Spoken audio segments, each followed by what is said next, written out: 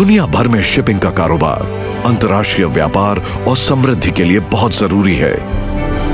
दुनिया का लगभग 90% व्यापार समुद्री माल ढुलाई पर चलता है और हर साल 10 अरब टन से भी ज्यादा माल जहाजों पर लाया और ले जाया जाता है। 100 से भी ज्यादा सालों से पनामा नहर प्रशांत और अटलांटिक महासागरों के बीच शिपिंग के लिए एक शॉर्टकट बनी हुई है। दूसरे रास्ते से पूरे साउथ अमेरिका का चक्कर काटकर जाना एक महंगा सौदा है, जिसमें 2 हफ्ते से ज्यादा का वक्त और लाखों गैलन्स फ्यूल एक्स्ट्रा लग जाता है। लेकिन 2006 में इंजीनियर लुइस फेरेरा और इनके साथी एक बड़ी परेशानी का सामना कर रहे थे।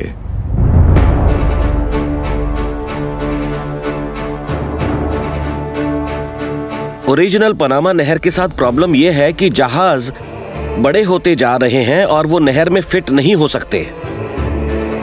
पिछले 100 सालों में जहाजों का साइज बहुत ज्यादा बढ़ गया है। माल ढोने वाला यह आधुनिक जहाज अपने से पहले वाले जहाजों की तुलना में करीब 3 गुना ज्यादा माल ले जा सकता है और ये इतना ज्यादा बड़ा है कि ओरिजिनल नहर से आसानी से नहीं निकल सकता था।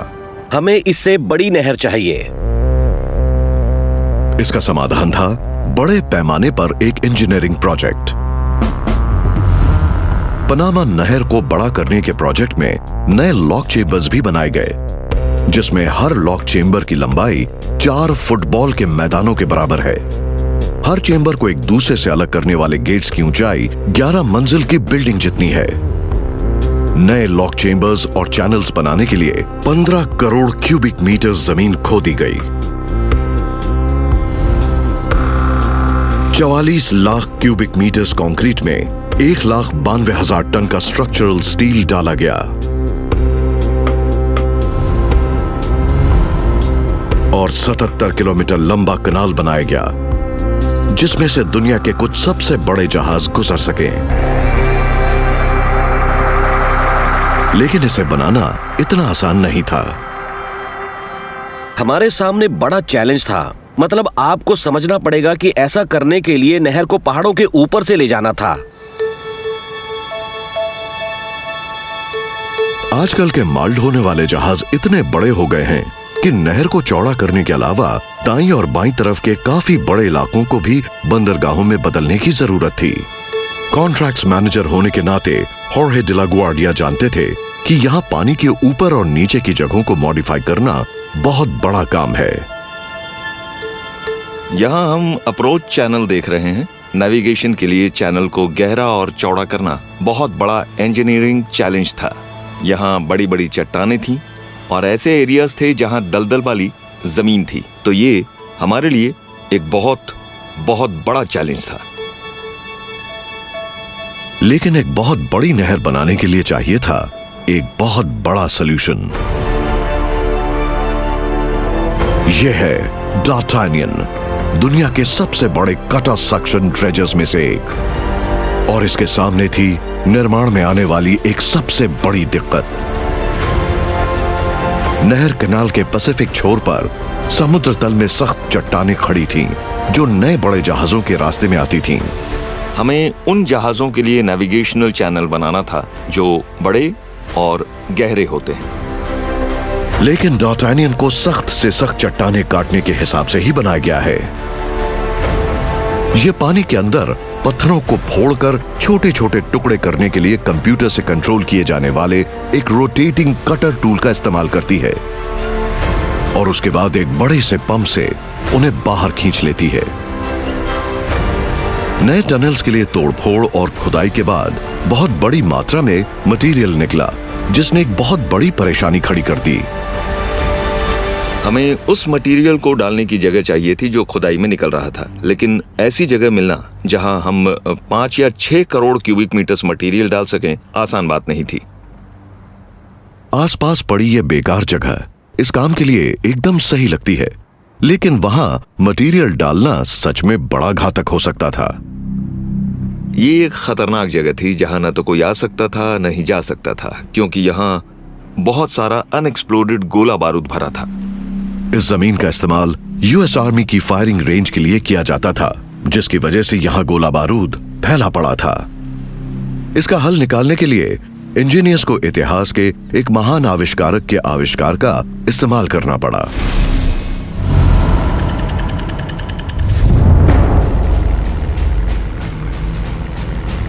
फिजिसिस्ट एंड्रयू स्टील इंग्लैंड के साउथ कोस्ट पर जा रहे हैं, जहां 1940 के दशक में नाज़ी आक्रमण से बचने के लिए कड़ा बंदोबस्त किया गया था।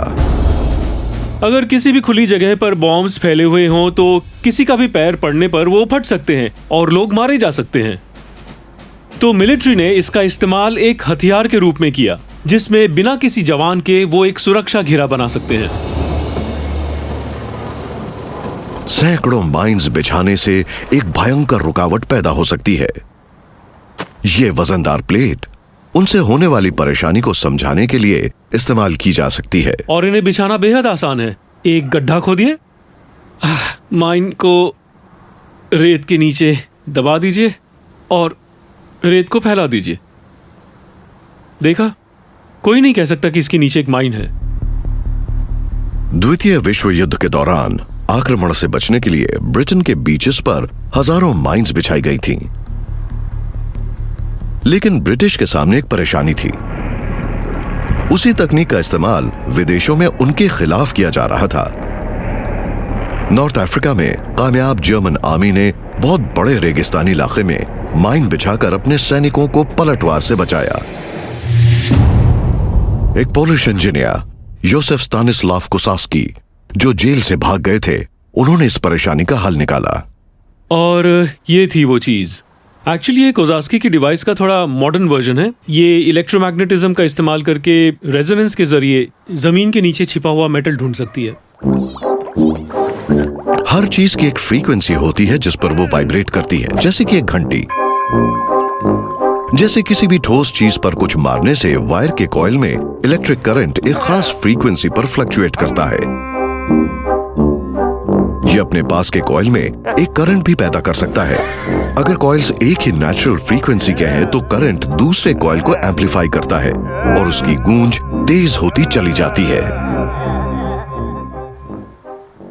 योसेफ कोज़ास्की ने जो इंस्ट्रूमेंट बनाया था वो मेटल की चीजें डिटेक्ट करने वाला पोर्टेबल डिवाइस था, लेकिन हमने उसका एक सिंपल वर्जन तैयार किया है ताकि आपको दिखा सकें कि ये काम कैसे करता है। तो हमारे पास 2 कॉइल्स हैं जिन्हें हम मेटल डिटेक्ट करने के लिए इस्तेमाल करने वाले हैं। हमारे पास एक एम्पलीफायर भी है और साउंड सुनने के लिए एक स्पीकर भी है। और अब बस मुझे इन सब को आपस में कनेक्ट करना है। इन दोनों कॉइल्स में से 2 वायर्स निकल रही हैं। उनमें से एक वायर के आउटपुट को हम इस एम्पलीफायर के इनपुट में कनेक्ट कर देते हैं और उसके बाद हमें एम्पलीफायर के आउटपुट को दूसरी कॉइल के इनपुट से कनेक्ट करना है। तो रेड वायर रेड में और ब्लू वायर ब्लू में। तो ये जो हमने तैयार किया है इसे कहते हैं फीडबैक सर्किट। तो अब एम्पलीफायर को एक कॉइल से पावर मिल रही है जिसे वो एम्पलीफाई करके अपने आउटपुट से दूसरी कॉइल को भेज रहा है। मतलब अगर दोनों कॉइल्स मेटल की किसी चीज के ऊपर होंगी तो उनके बीच कनेक्शन बनेगा और वो सिग्नल एक लूप में बार बार घूमता रहेगा और एम्पलीफायर की वजह से उसकी आवाज तेज होती जाएगी, बिल्कुल वैसे ही जैसे एक माइक्रोफोन को स्पीकर्स के बहुत पास लाने पर होता है। और अब आखिरी चीज, हमें इस पूरे सिस्टम को इस स्पीकर से कनेक्ट करना है जिससे हमें सुनाई दे कि सर्किट में हो क्या रहा है। चलिए अब उस माइन को ढूंढते हैं जिसे मैंने छिपाया था। ये जो बैकग्राउंड में हल्की सी आवाज आ रही है वो इसलिए क्योंकि दोनों कॉइल्स एक दूसरे के बिल्कुल पास पास हैं, जिससे उनके बीच भी इलेक्ट्रोमैग्नेटिक एनर्जी फ्लो हो रही है। और इन दोनों कॉइल्स के कनेक्शन को बढ़ाने के लिए बस जरा सा मेटल मिलना चाहिए और देखते मेरी छिपाई हुई माइन मिलती है या नहीं। ओह, देखा आपने, इसने रेत के नीचे एक मेटल डिटेक्ट किया है।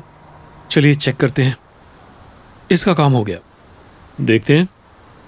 ये लीजिए, मिल गई। हमने यहां जो नकली माइन दबाई थी वो मिल गई। योसेफ कोसास्की ने पहले प्रैक्टिकल पोर्टेबल मेटल डिटेक्टर का आविष्कार किया था। 1942 में कोज़ास्की के माइन डिटेक्टर्स का प्रोडक्शन शुरू हुआ और उसी साल 500 माइन डिटेक्टर्स को सीक्रेटली कायरो के पास तैनात साथी देशों की सेनाओं को भेज दिया गया। इसकी मदद से एल अलानाइन की मशहूर लड़ाई में ब्रिटिश इंजीनियर्स ने जर्मन माइनफील्ड्स का रास्ता साफ कर दिया और आखिर में अपने साथी देशों के लिए एक बड़ी जीत हासिल की। कोज़ास्की का ये मेटल डिटेक्टर इतना कामयाब रहा कि इसके जैसे कई मेटल डिटेक्टर्स ने सेकेंड वर्ल्ड वॉर से लेकर आज तक न जाने कितनी माइनफील्ड्स और अनएक्सप्लोडेड गोला बारूद को ढूंढ निकाला है।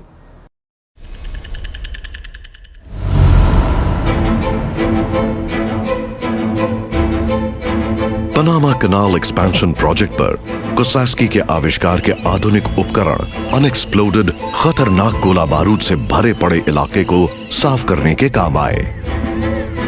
हमें ऐसी कंपनीज मिली जो इस काम में एक्सपर्ट थीं। वो लोग एक एरिया को अलग करके और बड़ी सावधानी से चप्पा चप्पा छानते और हर बार जब भी उन्हें कुछ मिलता था तो वो उसे मार्क कर देते थे और फिर दूसरे लोग आकर उसे निकालते थे।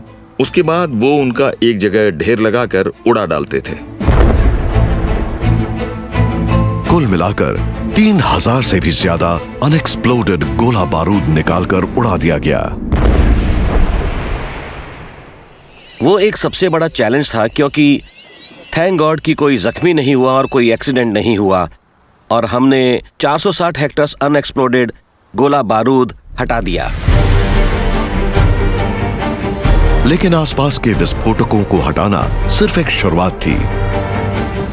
ऐसी फैसिलिटीज बनाने के लिए जिसमें से इस तरह के जहाज निकल पाएं, इंजीनियर्स को कई बड़ी चुनौतियों का सामना करना पड़ा। पोर्ट की तरफ बढ़ रहे हैं और ऐतिहासिक आविष्कारों का इस्तेमाल करना पड़ा। ये इंजीनियरिंग का एक बेहतरीन नमूना है जिससे नामुमकिन को मुमकिन बनाया जा सके। पनामा कनाल एक्सपेंशन प्रोजेक्ट को अंजाम दिया जा रहा था जिससे नए दौर के बड़े बड़े जहाज अटलांटिक और प्रशांत महासागरों के बीच का ये शॉर्टकट इस्तेमाल कर सकें जो व्यापार के लिए बहुत जरूरी था। 1914 वाली नहर के ओरिजिनल हिस्सों को और गहरा और चौड़ा किया जा रहा है जिससे इस तरह के बड़े बड़े माल ढोने वाले जहाज उसमें जा सकें। Stand by on the starboard quarter. Boat को वहीं रोक दो। अभी हाफ टू स्टारबोर्ड। आज इस नहर से 4000 से 4500 कंटेनर्स वाला जहाज गुजर सकता है। ये जहाज 12000 से 13000 कंटेनर्स ला रहा है। लेकिन चीफ इंजीनियर होने के नाते एलिया डी मरोता जानती थी कि इस तरह के जहाजों के हिसाब से नहर को बड़ा करने का मतलब है पनामा की जियोग्राफी से छेड़छाड़ करना। पनामा नहर एक ऐसी नहर है जिसमें जहाज एक ओशन से दूसरे ओशन में जाते हैं, पैसिफिक से अटलांटिक या अटलांटिक से पैसिफिक में, और उसके बीच एक माउंटेन रेंज है जो पहाड़ों से होते हुए जाता है। तो हम क्या कर सकते हैं? तो इस तरह के जहाज को अमेरिकन कॉन्टिनेंट के पहाड़ों से कैसे गुजारा जा सकता था? ऐतिहासिक आविष्कारों के बिना ऐसा कर पाना नामुमकिन था।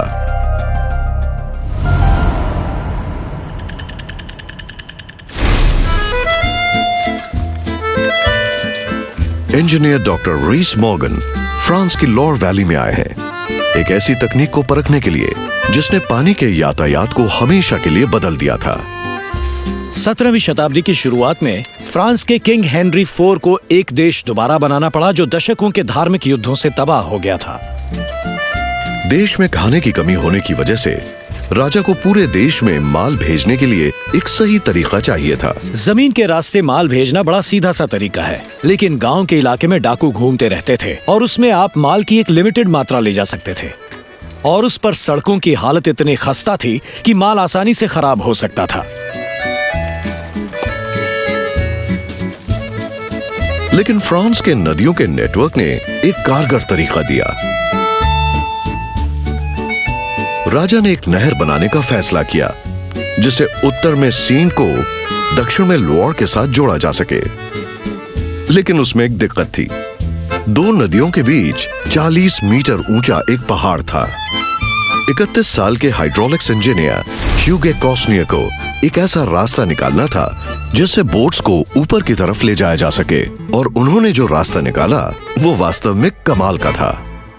यहाँ रोंगनीली सेप्टिक्लूज गांव में कॉजनियर के अचीवमेंट का एक बहुत ही अद्भुत उदाहरण है।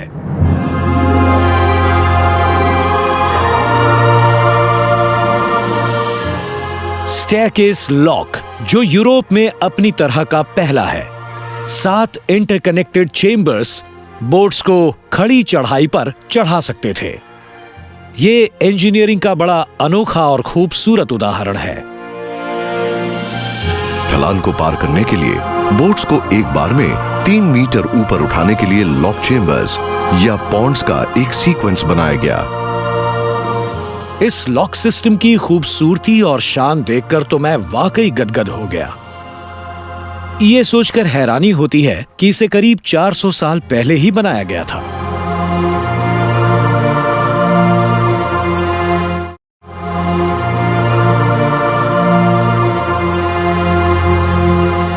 तो ये काम कैसे करता है? इससे पहले इसे जिस तरीके से किया जाता था उसे फ्लैश लॉक कहते हैं, जिसमें निचले स्तर से ऊंचाई पर आने के लिए सिर्फ एक स्टेप था, लेकिन वो तरीका बहुत खतरनाक था। जैसे ही गेट को हटाया जाता था वैसे ही पानी की एक तेज धारा आती थी और बोट को उसके ऊपर से खींचना पड़ता था और पीछे वाले गेट को जल्दी से बंद करना पड़ता था। आप देख सकते हैं कि इसमें कितना खतरा था और बोट डैमेज हो सकती थी, माल खराब हो सकता था। बोट को पानी की धारा से ऊपर उठाना एक खतरनाक तरीका था। कॉजनियर का बेजोड़ आइडिया था इसमें एक दूसरा गेट लगाना, जिससे अलग अलग चेम्बर्स की एक सीरीज बन गई, जिसमें पानी के लेवल को बराबर करके उसे जरूरत के हिसाब से एडजस्ट किया जा सकता था।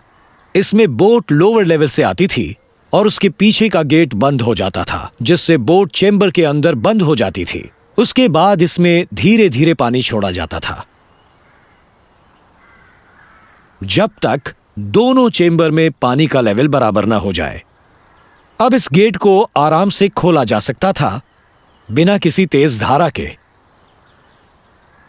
और बोट सेफली यहां से निकल सकती थी। कुल 36 लॉक चेम्बर्स बनाकर 12 एक तरफ और 24 दूसरी तरफ कॉजनियर ने 40 मीटर के पहाड़ की परेशानी को हल करके पूरा कनाल सिस्टम बना दिया।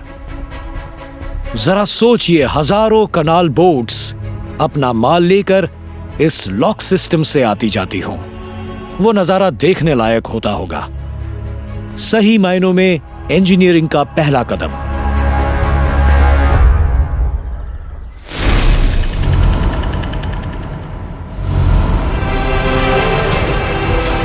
नई पनामा नहर में कॉजनियर के लॉक चेम्बर वाले आइडिया को बहुत बड़े पैमाने पर इस्तेमाल करना था।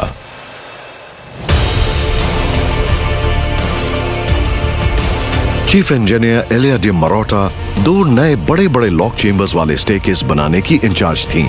नहर के दोनों सिरों पर एक एक। नए लॉक्स बनाने में बहुत बड़े टेक्नोलॉजिकल चैलेंजेस थे। बहुत सारी खुदाई करनी पड़ी, बहुत सारी जमीन खोदकर हटाई गई, और सिर्फ इतना ही नहीं बल्कि उस एरिया की जियोलॉजी भी बदली गई, क्योंकि हम सी लेवल से ऊपर पहाड़ों की तरफ जा रहे थे, तो बहुत सी अलग अलग तरह की मिट्टी मिली। नए लॉक चेम्बर्स बनाने में 6 करोड़ 20 लाख क्यूबिक मीटर्स चट्टाने और जमीन खोदने के लिए 20,000 से ज्यादा मजदूर लगे। ये load 26 lakh dumper truck load के बराबर था। उन्होंने कुल 6 बहुत बड़े चेम्बर्स बनाए, जिसमें 34 लाख क्यूबिक मीटर्स कंक्रीट लगा। बताने की जरूरत नहीं है कि स्ट्रक्चर्स बहुत बड़े और अद्भुत डिजाइन के थे। हमारे पास 3 चेम्बर्स थे। हर चेम्बर जहाज को 9 मीटर ऊपर ले जाता था, तो जहाज एक आर्टिफिशियल झील के जरिए 27 मीटर ऊपर जाता था और इसी तरह 3 स्टेप्स में दूसरी तरफ नीचे उतरता था। यह शानदार कंस्ट्रक्शन जून 2016 में पूरा हुआ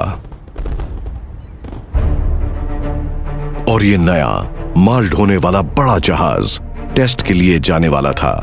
ये वो पहला जहाज है जो नए लॉक चेम्बर से गुजर रहा है। हम उसे पास कर रहे हैं। Half two port. एक ऐसी नहर बनाना बहुत बड़ा चैलेंज था जिसमें से इस तरह का जहाज निकल सके। जो जहाज लॉक चेम्बर्स में जाने वाला था वो 427 मीटर लंबा और 55 मीटर चौड़ा था।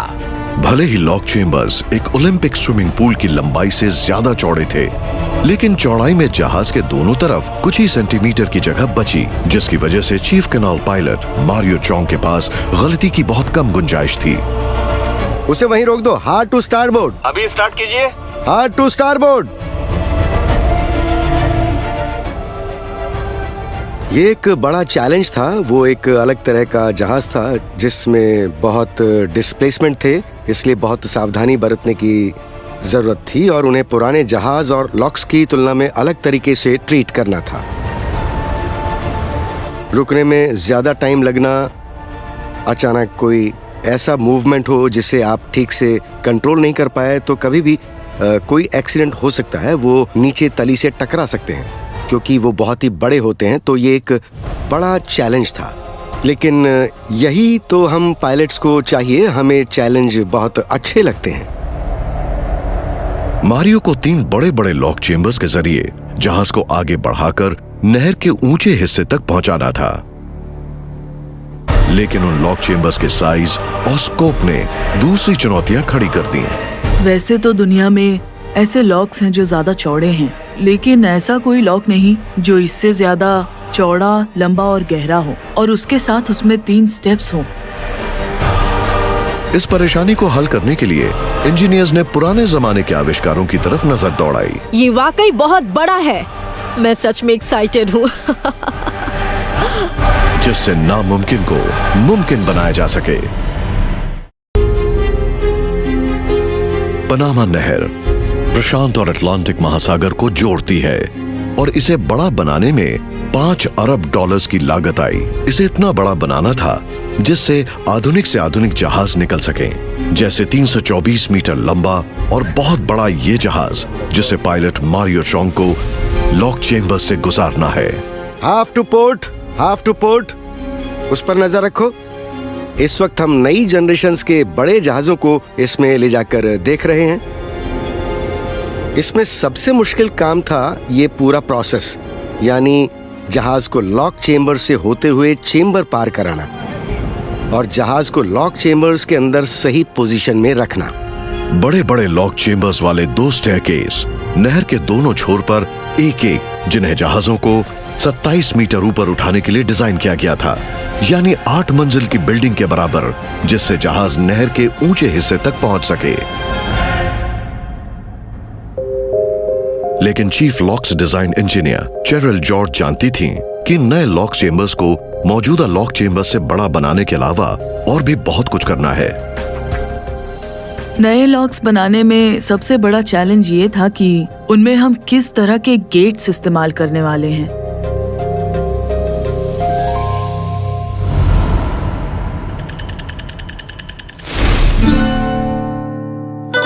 नावों को ऊपर और नीचे ले जाने वाले ज्यादातर लॉक चेम्बर बनाने के लिए माइटर गेट्स का इस्तेमाल किया जाता है। इन गेट्स में एक फायदा था, ऊपर से आने वाले पानी का प्रेशर गेट्स को आपस में जोड़कर दबाता है।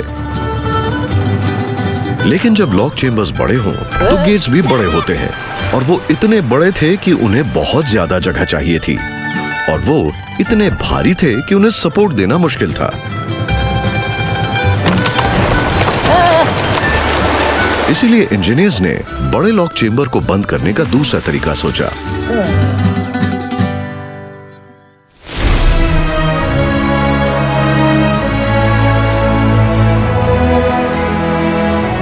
रेस्टोरेशन हिस्टोरियन टूया लिंड एक खास कार्यक्रम के लिए फिनलैंड आई हैं। वो ये देखने आई हैं कि नए तरीके के वाटर टाइट गेट कैसे इस्तेमाल किए जाते हैं। हम इस वक्त हेलसिंकी कोस्ट से दूर दुनिया के एक सबसे बड़े समुद्री किले की तरफ जा रहे हैं। सोमोलिना का ये विशाल किला यूरोप के सबसे पुराने ऑपरेटिंग ड्राई डॉक्स में से एक है, और सर्दियों से पहले बोट्स को अंदर या बाहर ले जाने का आज एकमात्र मौका है। किसी भी ड्राई डॉक को चलाने में इस चीज का बहुत बड़ा हाथ होता था कि उसका गेट समुद्र को बाहर रखने में कितना कारगर है। ट्रेडिशनल डॉक गेट्स आगे पीछे की तरफ खुलते हैं, जिनमें 2 बड़े दरवाजे होते हैं, लेकिन उसमें रॉक का बुनियादी ढांचा बनाए रखना और उस पर दबाव डालना मुश्किल था। उससे भी बुरा ये है कि कुछ डॉक्स लकड़ी और मिट्टी के बने टेम्पररी गेट्स इस्तेमाल करते थे, जिन्हें डॉक को दोबारा भरने के लिए हर बार तोड़ दिया जाता था। 1796 में British naval architect Samuel Bentham एक जबरदस्त आइडिया लेकर आए और यहां स्वोमोलिना में बेंथम के आविष्कार का एक उदाहरण मौजूद है। क्या बात है, ये वाकई बहुत बड़ा है।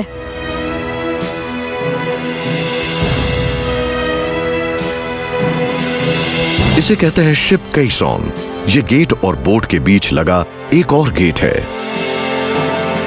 और इसकी सफलता का राज आप अभी देखने वाले हैं। आज हम 200 साल पुराने आविष्कार को काम करते हुए देखेंगे। इस वक्त केसॉन गेट पानी से पूरा भरा हुआ है, बिल्कुल एक डूबी हुई नाव की तरह। सबसे पहले वाल्व्स खोले जा रहे हैं, जिससे पानी डॉक में आ जाएगा। मैं बहुत एक्साइटेड हूँ।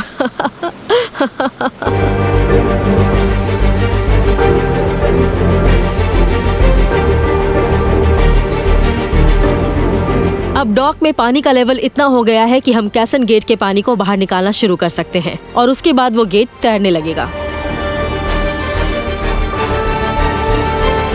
कुछ ही देर में केसॉन गेट दोबारा नाव की तरह तैरने लगता है। अब गेट तैर रहा है और मुझे लगता है हम जल्दी ही इसकी रस्सियां खोलकर इसे बाहरी डॉक पर खींच लेंगे। 80 टन का होने के बावजूद इस तैरते गेट को सिर्फ कुछ लोग मिलकर आराम से खींच सकते हैं। बेंथम का आविष्कार काम कर रहा है और ये कमाल का है। ये वास्तव में वक्त की कसौटी पर खड़ा उतरा है।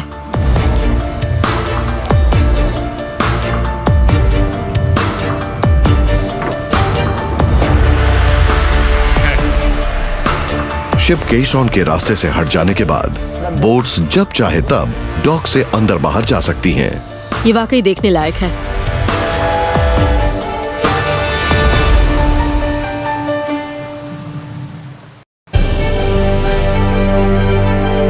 जब डॉक को दोबारा इस्तेमाल करना हो तो तैरता हुआ केसॉन गेट वापस एंट्रेंस पर लाया जा सकता है। उसके बाद इसमें पानी भर दिया जाता है और ये डॉक के नीचे बने पत्थर के खांचे में जाकर बैठ जाता है, जिससे एक वाटर टाइट सील बन जाती है। उसके बाद एक बार फिर ड्राई डॉक बनाने के लिए पानी को बाहर पंप किया जा सकता है। बेंथम के तैरने वाले गेट के आइडिया ने ड्राई डॉक्स को सील करने के तरीके को हमेशा के लिए बदल दिया। तैरने वाले गेट का ये बढ़िया कॉन्सेप्ट आज भी दुनिया भर की नहरों और डॉकयार्ड्स में देखा जा सकता है।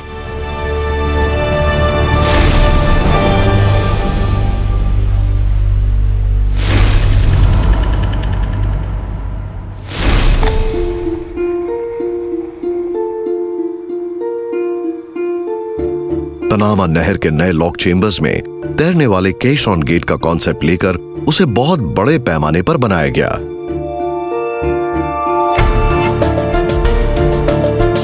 एक्सपेंशन प्रोजेक्ट में ऐसे बड़े बड़े 16 गेट इस्तेमाल किए गए। वो सब इटली में बनाए गए और फिर उन्हें पनामा भेजा गया। गेट्स बहुत बड़े थे। वो गेट्स ऐसे थे जैसे कोई 11 मंजिल की बिल्डिंग हो। सारे गेट्स अलग अलग लॉक चेंबर्स के हिसाब से बनाए गए थे, इसीलिए उनके डिजाइन एक दूसरे से थोड़े अलग थे। लेक पर लगे गेट्स सारी मशीनरी के साथ लगभग 2500 टन के हैं और पैसिफिक के सी गेट्स लगभग 4400 टन के। बेंथम के ओरिजिनल केसॉन से हटकर ये गेट्स इस तरह से डिजाइन किए गए हैं जिससे उन्हें रोल करके खोला और बंद किया जा सके, और ये काम सिर्फ इसलिए पूरा हो पाया क्योंकि वो तैरते हैं। गेट्स को एक अपर और लोअर वैगन का सपोर्ट दिया गया है, लेकिन वैगन्स इसका पूरा वजन नहीं उठाते। गेट्स असल में तैरते हैं और वैगन्स पर उनका सिर्फ 15% के आसपास का वजन पड़ता है। ये बड़े बड़े गेट्स ये भी एक जहाज की तरह ही है।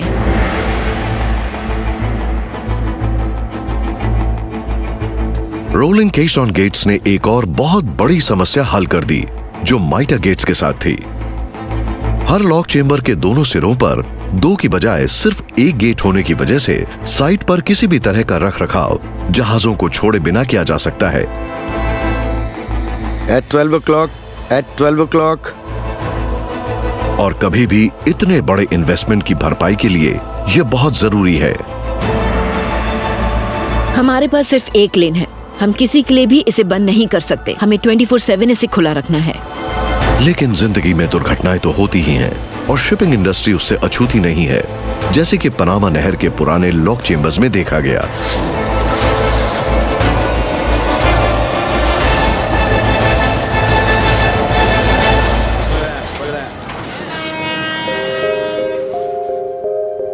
तो आप 2 लाख टन के पूरी तरह से लदे हुए इस तरह के मालवाहक जहाज को कैसे रोक सकते हैं जो किनारे से टकराकर डैमेज हो रहा हो?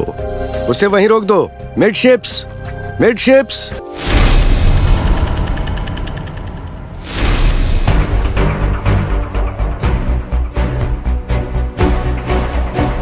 ये जरूरी है कि जो जहाज लॉक चेंबर से होकर गुजरते हैं हम उनका बचाव करें।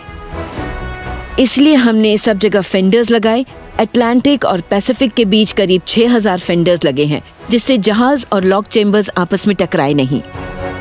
फेंडर्स रबर के बने होते हैं और उनमें सामने की तरफ स्लाइडिंग कोट होता है। हम उसे ultra high molecular weight material कहते हैं। Ultra high molecular weight polyethylene में एक मोटा सा थर्मोप्लास्टिक लगा होता है जो दूसरी किसी भी चीज से टकराने पर बहुत कम फ्रिक्शन पैदा करता है। धीरे धीरे आओ, स्लो टू पोर्ट। आराम से आगे बढ़ो, हार्ड टू स्टारबोर्ड। इसमें होता यह है कि चेंबर में जब पानी ऊपर नीचे होता है तो जहाज जाकर फेंडर्स पर थोड़ा सा टिक जाता है। इसलिए जहाज और लॉक चेंबर दोनों के बचाव के लिए उन्हें लगाना बहुत जरूरी है। शुक्र है जॉन वेस्ली हायट जैसे प्लास्टिक के आविष्कारक का, जिनकी वजह से चीफ पायलट मारियो चोंग बड़े बड़े जहाजों को लॉक चेंबर से सुरक्षित गुजार सकते हैं। जहाज के किनारों पर थर्मोप्लास्टिक कोटिंग की वजह से जहाज स्लाइड कर जाता है और रुकता नहीं, और रबर किसी भी तरह के इम्पैक्ट को अब्सॉर्ब कर लेता है। दीवार का ध्यान रखना। कैप्टन, इसे यहीं होना चाहिए। ओके, यहाँ फेंडर्स लगे हैं, हमें दीवार की तरफ जाना पड़ेगा सर। मैं दीवार से दूर नहीं जा सकता हूँ। Okay, hard to starboard. उसे रोक दो। मैंने इसे अपनी तरफ रखने की कोशिश की है क्योंकि दूसरी तरफ क्या है ये मैं नहीं देख पा रहा हूँ। ओके, उसे वहीं रोक दो। Hard to starboard. अभी तक तो फेंडर्स अपना काम कर रहे हैं, तो अच्छा यही है कि मैं उस दीवार के पास रहूं जिसे मैं देख रहा हूं, बजाय इसके कि मैं ये अंदाजा लगाऊं कि दूसरी साइड पर कितनी जगह मिलेगी। Thank you sir.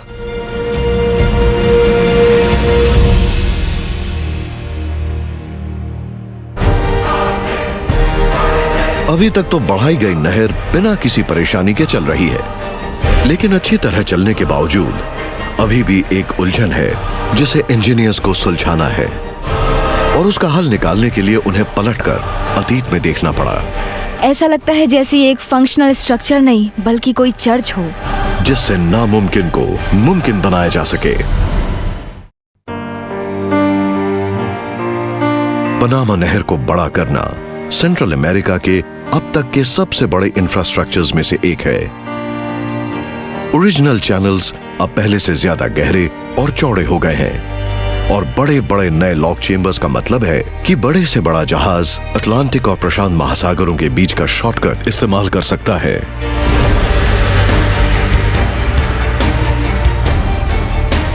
तो ये देखिए, ये हमारा एक जहाज है और ये इस नहर से गुजरने के लिए $850,000 दे रहा है। लेकिन इन बड़े नए लॉक चेंबर्स को चलाना पर्यावरण के लिए एक बहुत बड़ा सिरदर्द पैदा कर सकता है। इस नहर को ऑपरेट करने का एक बड़ा सोर्स है पानी, ताज़ा पानी। पानी नहीं तो जहाज़ों का आना जाना नहीं। इसलिए हमें सबसे बड़ी चिंता पानी की थी। ये नहर इंसानों की बनाई हुई लेक गाटून पर निर्भर रहती है। Hard two port. Hard two port. उसे वहीं रोक दो, गेट्स पूरे खुले हुए हैं, चलो। लेकिन नए लॉक चेम्बर्स की बढ़ती हुई पानी की मांग से नहर और पनामा की आबादी दोनों को खतरा है।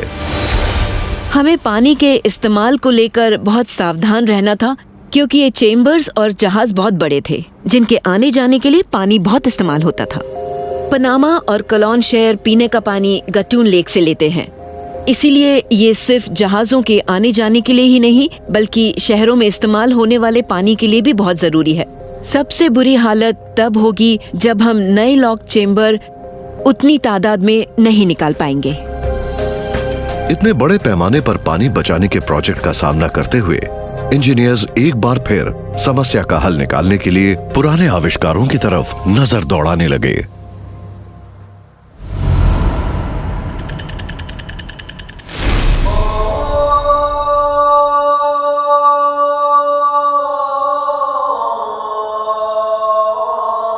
फिजिसिस्ट डॉक्टर सूजी शीही इतिहास के एक सबसे अद्भुत इंजीनियरिंग के कारनामे की तलाश में टर्की इस्तांबुल आई हैं।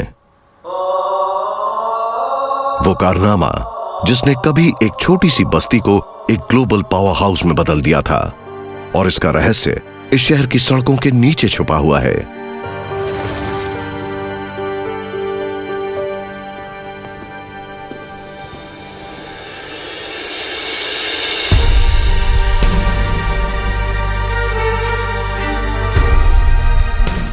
ये है बेसिलिक सिस्टर्न और ये रोमन हाइड्रोलिक इंजीनियरिंग का एक शानदार उदाहरण है। 6वीं शताब्दी में बनी ये एक ऐसी जगह है जहां सैकड़ों कुंड या पानी रखने वाले टैंक हैं। इसे पानी को साफ रखने और गर्मियों में उसे भाप बनकर उड़ने से बचाने के लिए डिजाइन किया गया था। ये सोचकर हैरानी होती है कि ये शानदार जगह सिर्फ पानी रखने के लिए बनाई गई थी, और ऐसा लगता है जैसे ये एक फंक्शनल स्ट्रक्चर नहीं बल्कि कोई चर्च हो।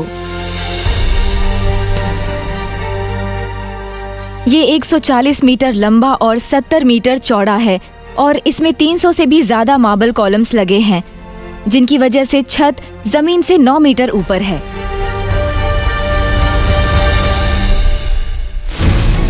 रोमन सम्राट कॉन्स्टेंटाइन ने इंजीनियरिंग के इस अद्भुत कारनामे को खून खराबे वाले गृह युद्ध के दौरान अंजाम दिया। उन्होंने अपने साम्राज्य की राजधानी को रोम से दूर ले जाने का फैसला किया, लेकिन यहां से ऊपर बाइजेंटियम शहर, जो अब इस्तांबुल है, उसे वाटर स्टोरेज सिस्टम चाहिए था, और रोमन इंजीनियर्स ने निराश नहीं किया। दीवारें लगभग 4 मीटर मोटी हैं और उनके ऊपर वाटरप्रूफ लाइम प्लास्टर चढ़ा है। उसमें करीब 8 करोड़ लीटर पानी आ सकता है, और जब उनका इस्तेमाल किया जाता होगा तो ये पूरी जगह भर जाती होगी।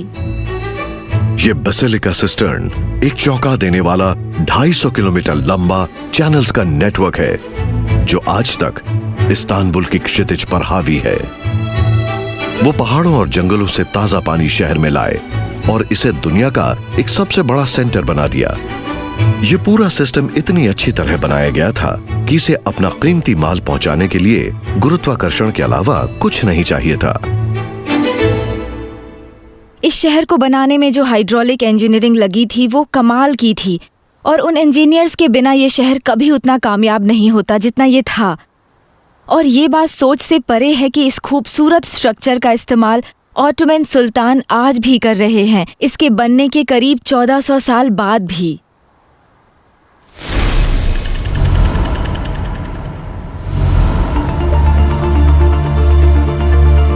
Chief lock design engineer जेरल George की देखरेख में एक्सपेंशन प्रोजेक्ट की टीम ज्यादा से ज्यादा पानी को दोबारा इस्तेमाल में लाने के लिए ग्रेविटी के दम पर पानी के टैंक्स के आइडिया को इस्तेमाल कर रही है।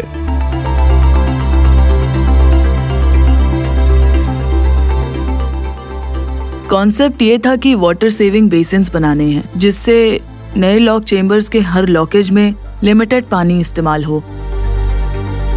हर नए लॉक चेम्बर में पानी रखने के 3 बेसिन्स हैं, जिनकी ऊंचाई अलग अलग है। बजाय इसके कि पानी लॉक चेम्बर से फैलकर बाहर महासागर में चला जाए, उसे इन पॉन्ड्स में भर दिया जाता है। जब लॉक चेम्बर खाली हो जाता है तो पानी सबसे पहले ऊंचे पॉन्ड में जाता है, उसके बाद बीच वाले पॉन्ड में और फिर सबसे नीचे वाले पॉन्ड में। उसके बाद ही लॉक चेम्बर के सबसे निचले हिस्से का पानी अगले लॉक चेम्बर में भेजा जाता है, और जब दोबारा लॉक चेम्बर भर जाता है तो सबसे पहले सबसे नीचे वाले बेसिन का पानी निकलता है, उसके बाद बीच वाले का और फिर सबसे ऊपर वाले का। इस तरह लॉक चेम्बर नहर के पानी से पूरा भर जाता है। ये एक ऐसा सिस्टम है जिसे कॉम्प्लेक्स कंट्रोल सेटअप में सही तरीके से काम करने के लिए सिर्फ गुरुत्वाकर्षण की जरूरत है। हमने जो सिस्टम इन बढ़ाए गए लॉक चेम्बर्स में लगाया है, उससे हम 60% पानी बचा रहे हैं, और इतना पानी बहुत होता है और हमने ये कर दिखाया। ये बिना किसी प्रॉब्लम के चल रहा है। थ्रस्टर्स को रोक दो। कैप्टन, आपको एक नया पायलट मिल गया। पनामा नहर को बढ़ाने का प्रोजेक्ट हाथ में लेना एक बहुत बड़ा काम था। 21वीं सदी के हिसाब से एक नहर को बड़ा बनाने में आई इंजीनियरिंग की चुनौतियों ने इसे बनाने वालों को पूरी तरह से निचोड़ लिया। ये ऐसी चीज है जिस पर हम इंजीनियर्स को गर्व होना चाहिए, क्योंकि हमने इतनी बड़ी चीज बनाई है। हर चीज वैसी ही बनकर निकली जैसी होनी चाहिए। हमने देश और शिपिंग इंडस्ट्री से जिस काम को करने का वादा किया था वो पूरा कर दिया, और अपने सामने काम करते हुए देखना कि किस तरह जहाज लॉक चेम्बर से होते हुए गुजरते हैं, ये हम सबके लिए बड़े गर्व की बात है। पुराने जमाने के महान आविष्कारकों से सीखकर, उनके आइडियाज लेकर, उन्हें बहुत बड़े पैमाने पर अपने नए तरीके से बनाकर पनामा कैनाल एक्सपेंशन प्रोजेक्ट के इंजीनियर्स और डिजाइनर्स ने नामुमकिन को मुमकिन कर दिखाया।